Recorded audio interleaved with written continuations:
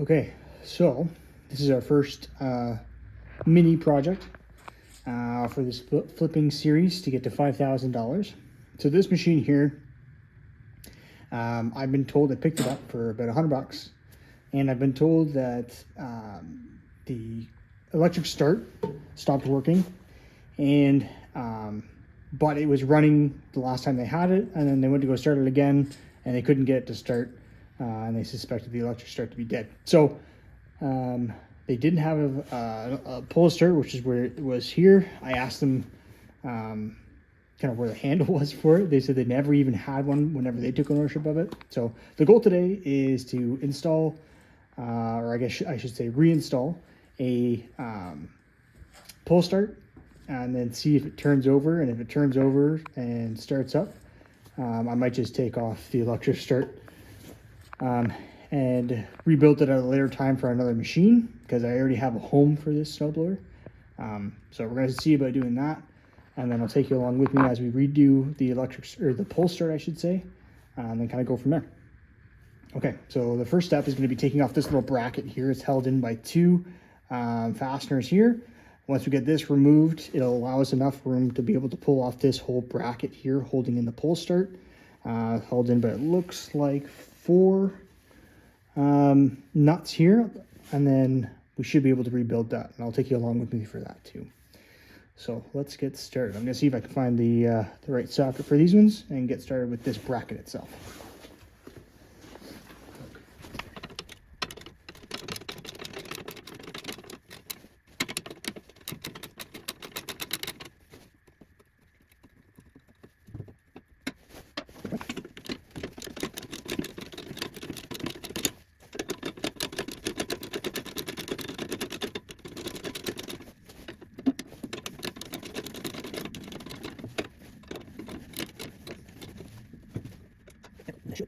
Okay.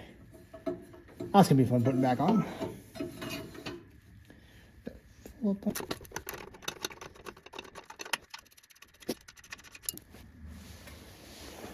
Perfect. So now, hopefully, there we go. Yeah, it was not seized on there. Should be able to.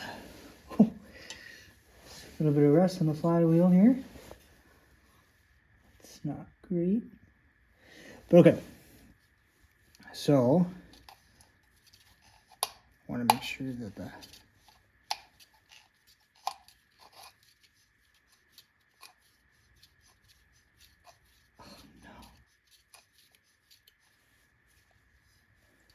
well, that's unfortunate. Looks to be the spring. So if I were to, under normal circumstances, oh, sorry, I bumped you. Under normal circumstances, when I wind this up, should see when I go to release it, it want to jump back. It's not doing that, which tells me that the spring in here is shot. So that'll either need to be replaced or replace this whole thing. Either way, more work than I was planning on doing, which kind of sucks, but that's all right. It makes for more content, I suppose. So looks like it's held in by it's just like a piece of bent metal here. Hopefully I'll be able to punch that through and be able to expose the broken spring. Yeah, it's too bad.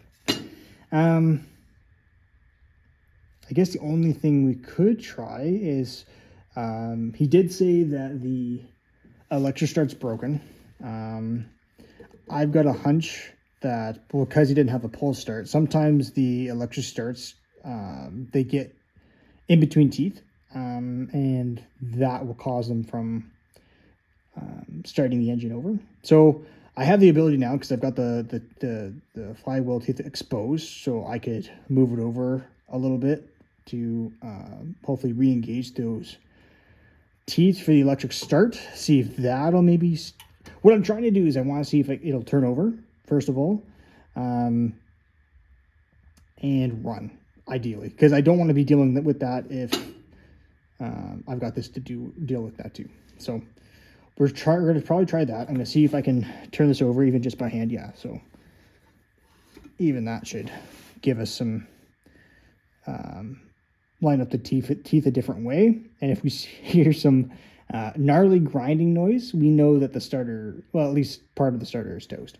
So let's try that. We'll plug the electric start in and see if we get something to go that way. Okay, so we got hooked up to power, and we're going to see about plugging it in.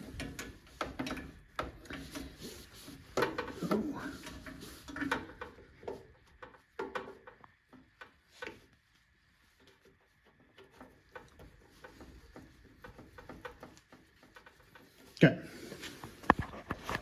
so here goes. Absolutely not. We're just testing to see if this will even turn over. I guess we'll give you a better shot this way. Okay, well, that's not working. Perfect. Not too sure what the next step should be really with this thing. I can see about ordering another pull start mechanism, or we could just try to manually crank it over. Let me give it a think, and I'll bring you guys back whenever I've figured out what to do next. So just to show you guys what I've done. I've got a couple parts machines at my shed next to my garage, and I was able to find this one, which is the exact same thing as this one, except it's got the fancy little sticker. And you can tell this is our old one because go ahead and spin it either way. There's no recoil. That's just it. So the internal spring on this is shot. Go look at this one. And actually, so funny story with this one. This is a lot more powerful. This came off of a 10 horsepower. And it had, I was trying to start it. The carb needed to be cleaned, and I was being too stubborn. And I just kept on reefing on it, and the cord snapped. So I know for sure that this pull start works. It's even got some of the remnants of the pull cord in there. It's got lots of pullback. The balls are working. Everything works. So I'm going to, because it is short, I do want to replace it with this type of rope. It's really, really cheap, but it should do the trick. This machine is going to my brother, so I just want to make sure that it's good enough. I wouldn't actually sell anybody this kind of machine because of how poor shape it's in. I'd like to at least do some painting on it and stuff to make sure that no more rust starts, at least right away. But for now, we're just gonna hobble it together to make sure that it works, to get him through the season, and then if he needs me to, I can repaint it and make sure it's done right, and that way kind of go from there. So I'm going to replace this pull cord. I'm going to pull it all out. It just makes it easier. I'm going to pull out all the cord and then take one of these here to stop it where it's at, and that way I can kind of feed through the new rope, do everything that I need to do, and we should be all right. I've got the handle here. This is all coming off of parts machines. I didn't really feel the need to have to go out and buy stuff if I've already got working things here, and I like to recycle it. So let's go ahead and do that. Let's dive into getting this all pulled out, and we're going to stop it with the little pliers here, and we'll feed through the new paracord and put it into this. All right, so what I need to do is just pull this all out. Try not to cover up too much of it without you guys being able to see. So now that you see that kind of got it pulled out where the knot holding it together is kind of lined up with where the rope exits. So hopefully these ones got quite a bit of bite to them. So this should be able to keep it from moving. Yeah, perfect. So what we're gonna do is just cut this rope. This rope's seen better days. It's probably better quality stuff than I'm actually what I'm gonna be putting in. It's just newer stuff that I'm putting in. I just picked it up there the other day. So I'll wind it a couple, give us a little working room here. And it should line up. It's kind of hard to see. But it's right up in there. I'm not sure if you can really see that really well. Kind of, yeah, you kind of see this little boxed in part. There's like a little hole right here where it should feed in from where the rope exited. Should be able to kind of feed it in that way. So we're gonna try our best shot here, try to get it.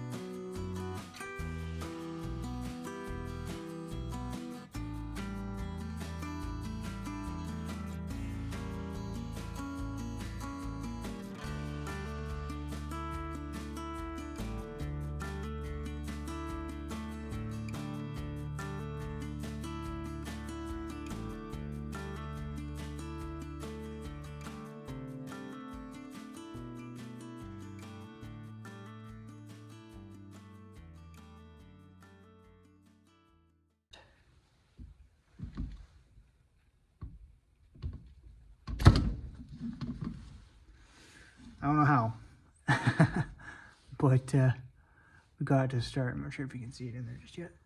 Yeah, there it is. So let's see if we can tug on it and see if it's worthwhile.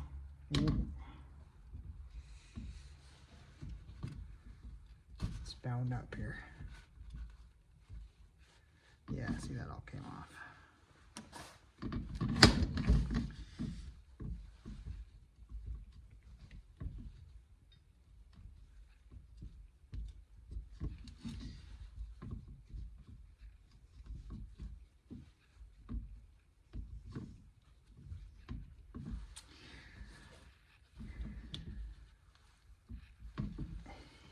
It might be a snag too thick.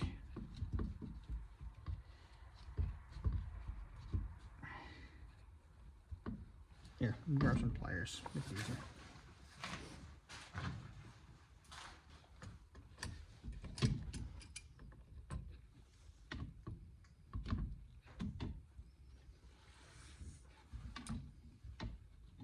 There we go. It's coming back a bit better. Let's get those there. I'm gonna get some a lighter. Oh, got this one here. I'm gonna try to make this as clean as I can. Make a couple knots possible.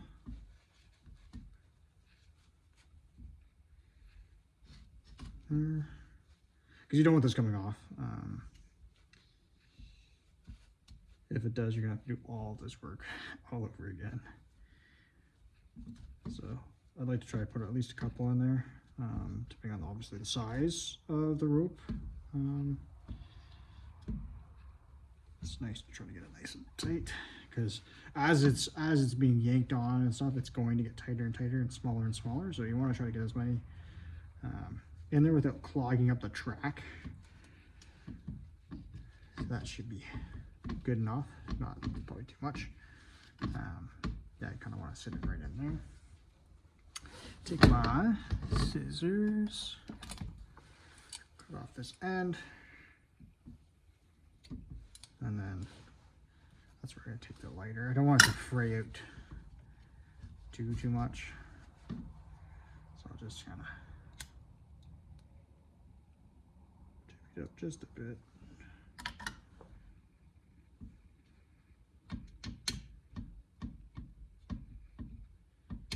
Hopefully it doesn't come too much undone. If it does, it's not the biggest deal in the world because of all the knots that are in there. But that should be good. It's nice and hard now, so it should be good. Okay. Now, for the length.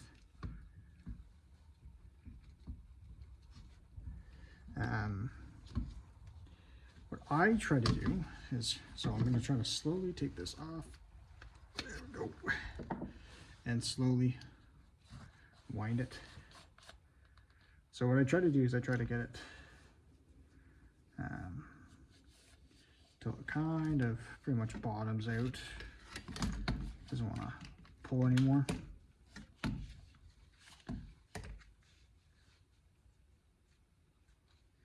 I don't think, with how big that rope is, it's stopping now. I don't think it's because the spring is done. I think it's because the gauge of rope that we've got in there is kind of making a pretty snug fit. I think it's near the end of the spring track. But anyway, that's more than enough to get us going there. And then, because you also want it to be pretty tight on the machine as you're about to go pull it. You don't want it kind of just dangling there. So I will stop pulling probably right about there. So probably take probably about a foot. I'll cut it there. Just got a little bit of extra, and that's so when it goes to be put on the machine, it's going to be a little bit tighter with still lots of room to be able to pull it. That's kind of my rule of thumb, just because it's easy to kind of remember for any machine as opposed to like a certain finite number. I find that to be the best method. Okay, so what I've got to do next is okay, here we go. So I've got two of them. One of them I salvaged. The other one I just found recently. So I'm gonna give my brother this one. This one here, I think I'm probably just gonna keep for testing measures. In case I do need to test one and it doesn't work or whatever, I can always use this one. So this one I'm setting aside. This one here, I'll try to get this to come on out.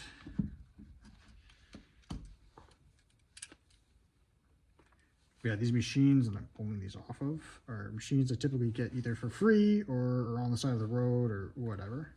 And then I just keep them in my shed for whenever I need them. Like I did like today. I wasn't expecting to having to do this. I was expecting it to be a very simple pull start where I needed to very simply replace the cord, take it off, and then when I went to go first by it, I thought he was going to have the actual pull start handle, but that did not end up being the case. But it's a parts machine, trying to get it to run again. It's not going to be the end of the world if it doesn't have all the parts. The parts that I do need seem to be pretty easy to come by, pretty cheap, but like I said, if I got the parts here, I'm going to try to use them. Okay. So, there we go. Got it in there. Just use a little finessing. Again, I think this, if it wasn't already obvious. Oh no, we lost the insides there a little bit. This cord, I believe, to be too too wide, too thick for what we're really doing with it. So if you were doing it, I would try to get a kind of a thinner gauge, or even just a better quality one, really. This one here, I literally got at the dollar store, so it's not going to be anything great. Didn't think it would be. And the reason why I'm tying it so close is because I felt the internal rope here of the paracord break off. You can kind of see where it got quite a bit thinner here, so I'm pretty sure it detached, and I can kind of feel it too here. So I want to try to make sure that it's intact and give it the best chance. It might make the pull cord more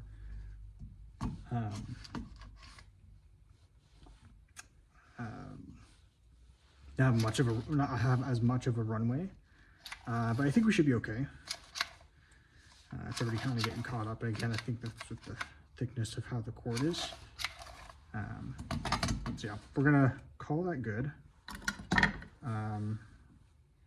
Put it on the machine, see if it starts. Just gonna do our last little check up here.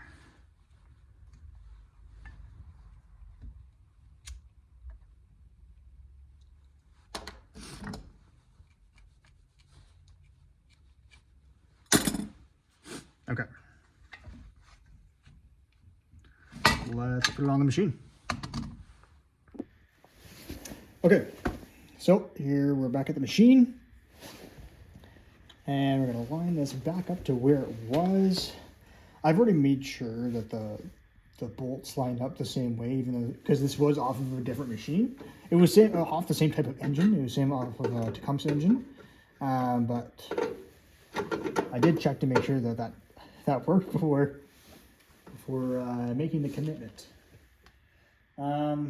Looking at it now, I don't see where the pull start, because usually they'll have like a little thing right here where it's kind of holding up. I might try to find one from one of my machines that I've got. A little holster for where the pull start goes. For now, I think we'll just set it up as is, and we'll kind of go from there. Just see if it starts and turns over and all that kind of fun stuff. As a matter of fact, I know it turns over because when we were checking for the starter, I was able to move the flywheel, so I know it's not locked up, but I do want to make sure that it actually runs, because so far the story of this guy seemed to be a little less forthcoming than I would have liked, because I would have liked to know that pulling the pull start needed a whole new mechanism as opposed to just needing the cable rerouted. Would have been nice to know that up front, but we're here now. Because that part itself is like a $20 part, so it would have been nice to know before kind of getting into it and kind of being able to accumulate into our costs. Because with flipping, I took a bit of a gamble with this one because I didn't know what it needed, as opposed to a machine I could test out, make sure it run. And usually what I focus on is cosmetic stuff. So if it's an older machine, I can test it out, make sure it runs, and then just do any cosmetic changes that I need to do. Like I've done a repainting. I'll put a couple pictures up of ones that I've like redone for paint jobs and quick and easy paint jobs. And my wife has a Cricut, so she can usually do out the decals. And again, I'll put pictures up of the one that she's done for that. I want to do more of that, where back to factory, better than factory, where it looks modernized, but it also doesn't cost an arm and a leg to do. So that's what I kind of want to focus on with this. This one's going to be fun. This bracket's going to be fun to put back on because there's a lot of resistance on it. So I'll have to try to figure out a way to put that on.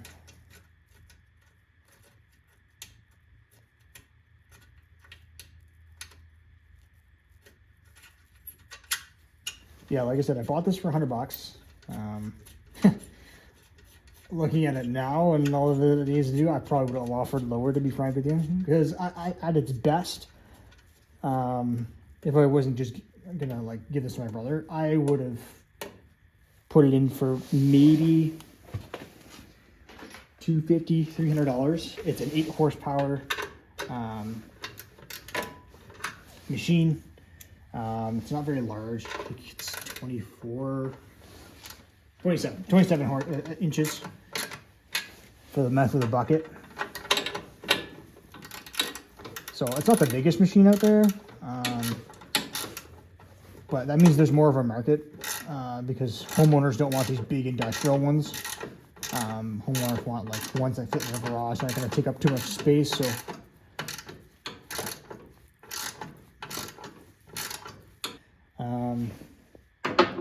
now this bracket. So let's see what we're working with here. Oh, it's supposed to be the other way. It's supposed to be this way. And I wanted it to be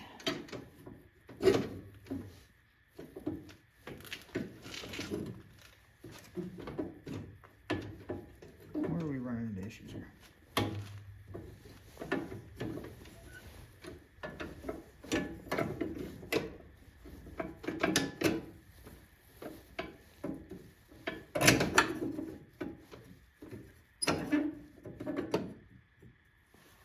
I'm going to try to see if I can start these bolts.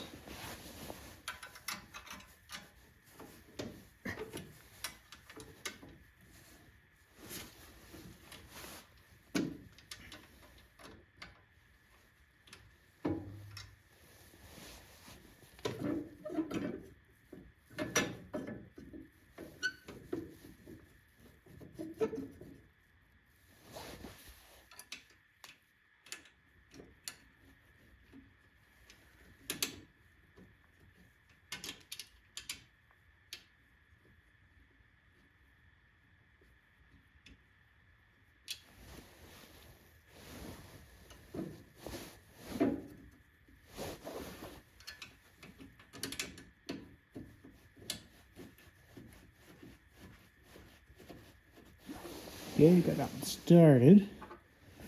Let's see about this one here.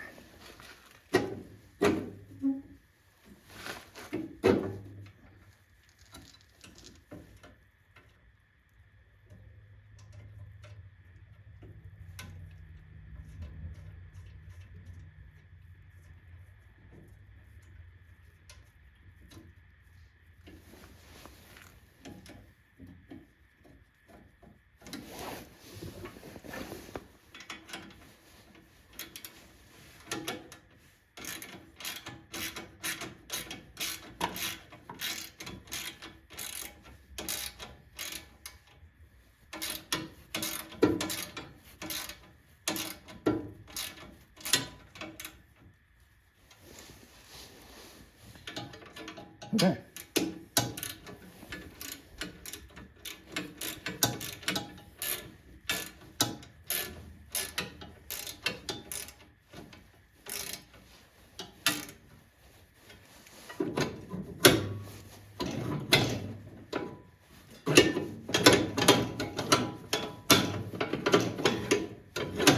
Oh, it's got some leverage there.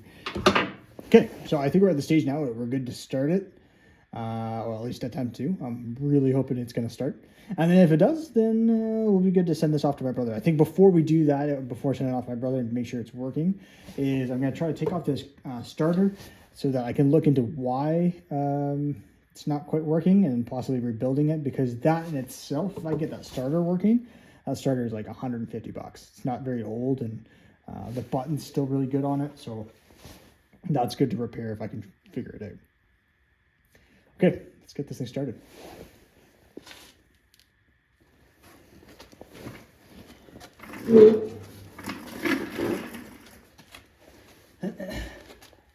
Shook's on.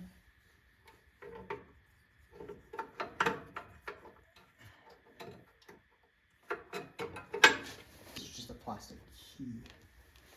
Yeah. Okay. Turn on. Halfway throttle. Prime it 5 times. One more for good measure. All right, Let's see if this thing works. Oh, she wants to go.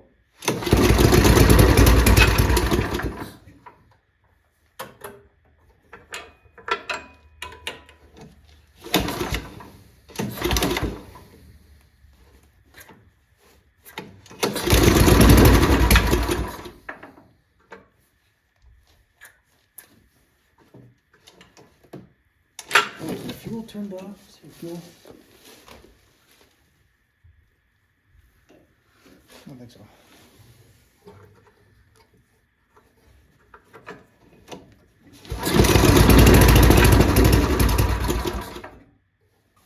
She doesn't really want to stay running.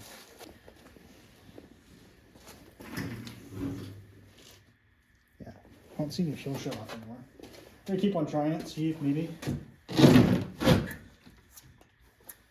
Almost looks like it's just running off of the primer.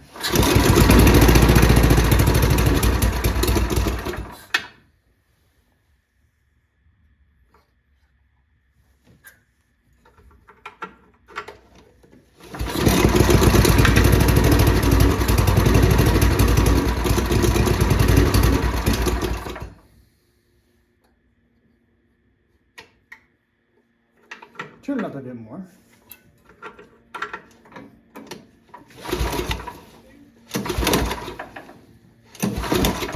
Might have froze it.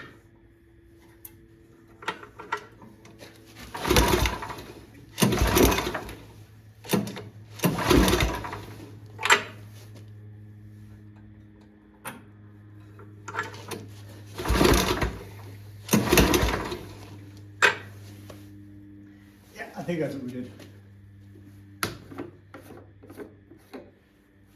It's got a little bit of gas in it.